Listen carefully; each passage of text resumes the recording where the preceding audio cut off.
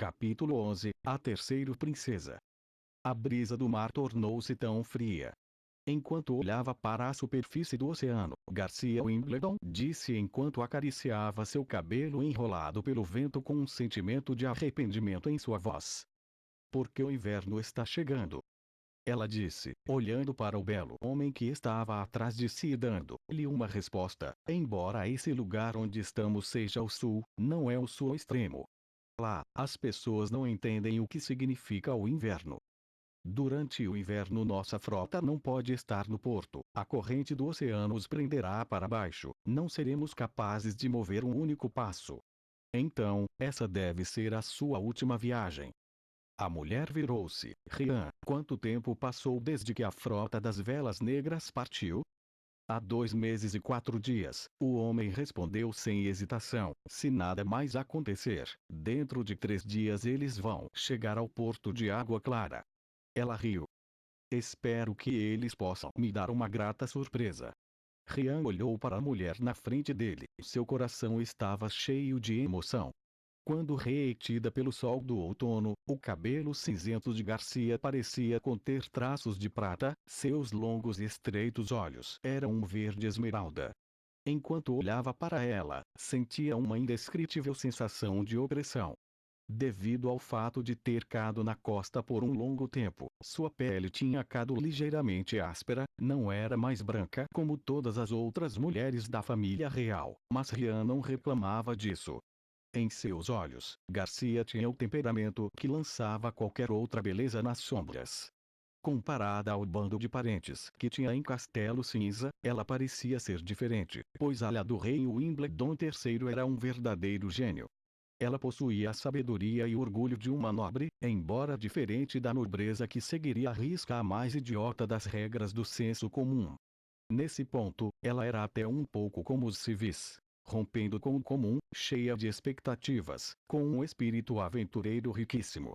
Naturalmente, nenhum civil teria esse tipo de habilidade e visão, de se juntar imediatamente ao posto de duque. Comparado a ela, mesmo os outros aristocratas deixavam a desejar em empreendedorismo. Toda a renda comercial do porto de Água Clara seria reinvestida na construção da frota, nenhuma moeda seria deixada em seu tesouro. Os olhos de qualquer avarento não brilhariam muito. Esconder peças de ouro no armário seria sem qualquer significado, pois, quando você não as usa, elas são como uma pedra. Somente quando você as usa é que as moedas podem reter seu próprio valor. Gastar peças de ouro não é a mesma coisa que perder peças de ouro. Enquanto se investir no local, a recompensa que você adquire é muito maior do que o seu próprio investimento inicial. Esse método auspicioso, Rian ainda podia se lembrar profundamente dela explicando esse método. Era quase como se ela estivesse untando sua cabeça com mais puro bálsamo. Ele facilmente rompeu com todo o conceito herdado de seus ensinamentos prévios. Comparado com aqueles nobres que passavam o dia inteiro economizando e tentando aumentar a quantidade de suas peças de ouro, Rian tinha a sensação de que esse era o verdadeiro método de um governante. Então ele colocou corajosamente sua vida sob o comando de Garcia, jurando segui-la até o porto de Água Clara. Depois que eles chegaram aqui, Rian descobriu que a terceira princesa era muito mais do que sua Lozoa. Ela não era somente uma pessoa de palavras, mas também era uma pessoa de ação.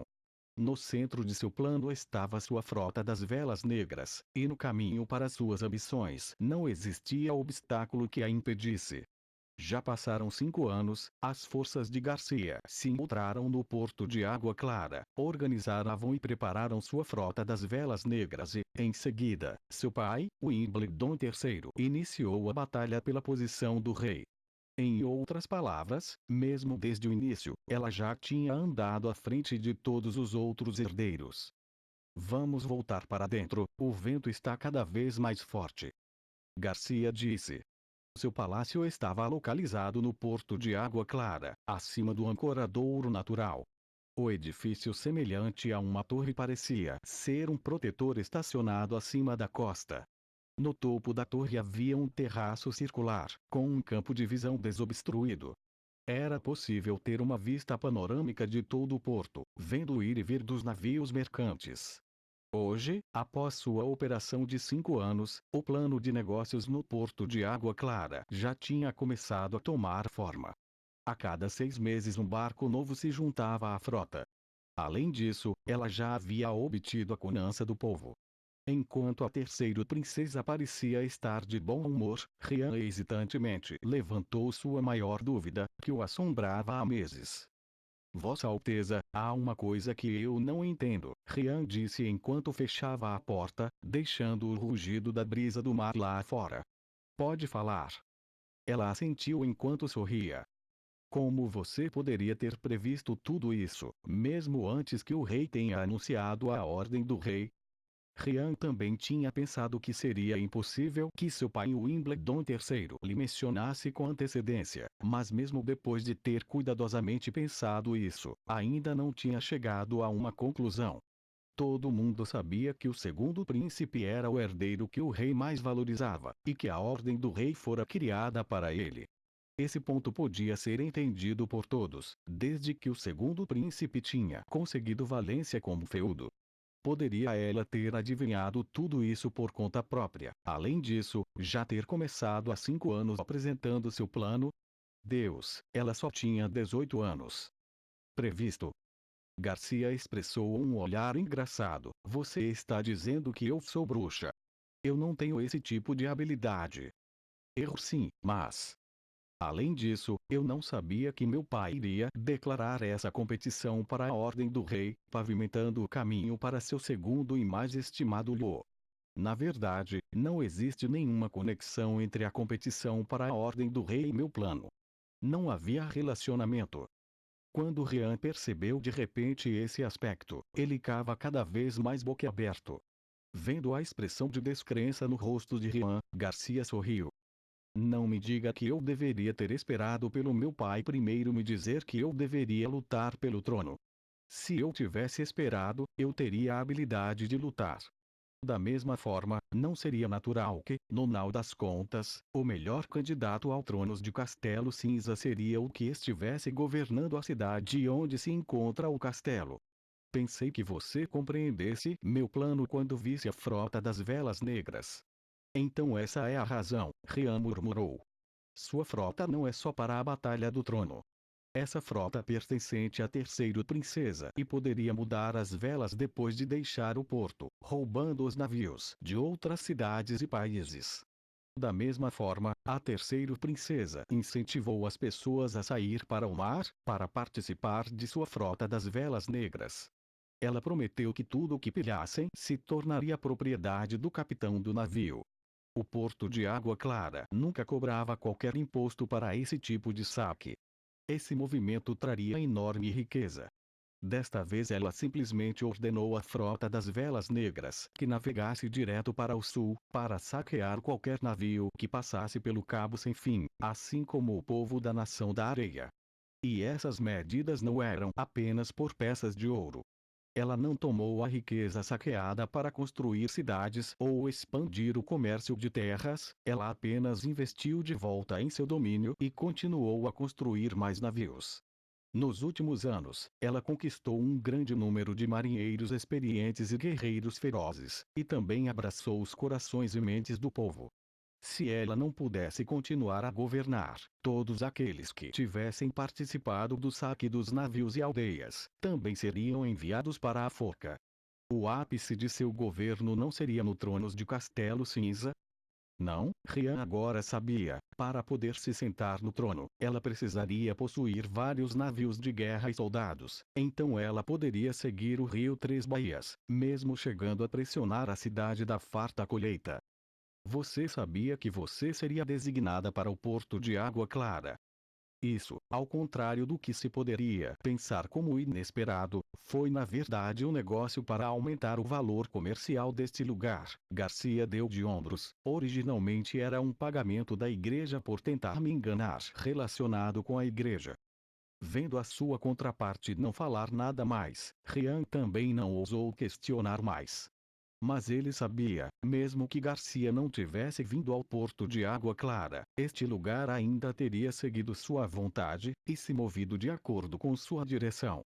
Deixando essas coisas de lado, Garcia se serviu uma xícara de chá preto. O pequeno truque de antes parece ter falhado. Ah, sim, Rian, que apressadamente voltou a atenção, respondeu. Só há notícias de Vila Fronteiriça. Eles relataram que as pílulas falharam. Não há notícias dos outros lugares. Nenhuma notícia deve significar que eles foram mortos por meus irmãos. Nada para se surpreender.